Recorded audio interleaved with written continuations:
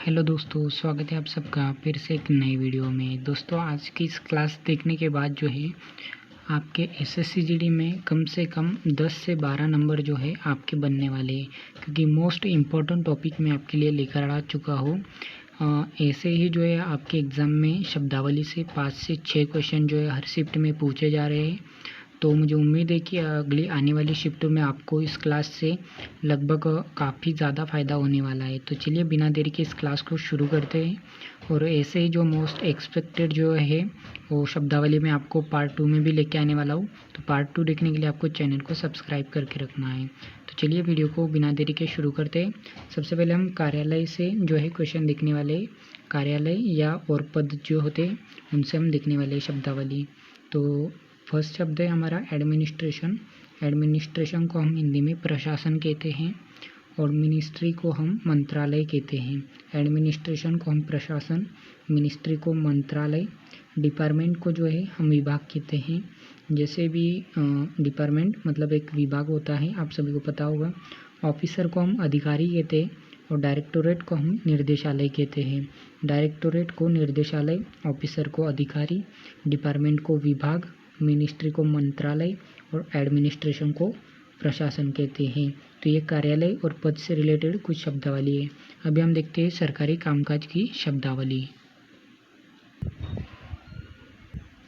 सरकारी कामकाज, नोटिफिकेशन को अधिसूचना कहते हैं, सर्कुलर को परिपत्र कहते हैं, ऑर्डर को हम आदेश कहते हैं, रिसोल्यूशन को संकल्प या फिर प्रस्ताव कहते हैं, और प्रोड्यूसर को हम कार्यविधि कहते हैं, प्रोड्यूसर को कार्यविधि, और गैजेट को हम राजपत्र कहते हैं।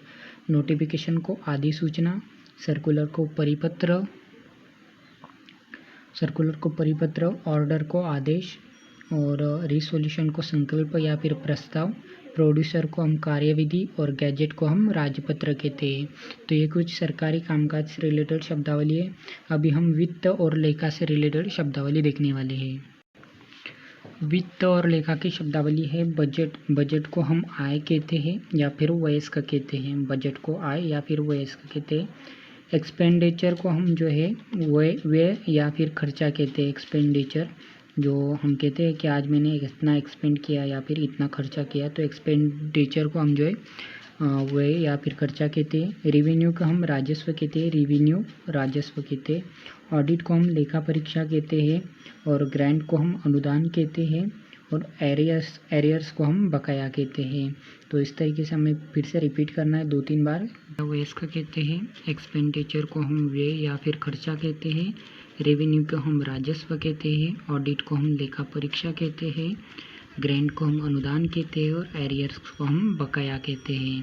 तो इस तरीके से हमने जो है इस क्लास को कंप्लीट कर लिया है। पार्ट 2 देखने के लिए आपको जो है चैनल को सब्सक्राइब कर लेना है, पार्ट 2 देखने के लिए, जो कि अभी थोड़ी देर में आने वाला है। तो चलिए मिलते हैं पार्ट 2 में।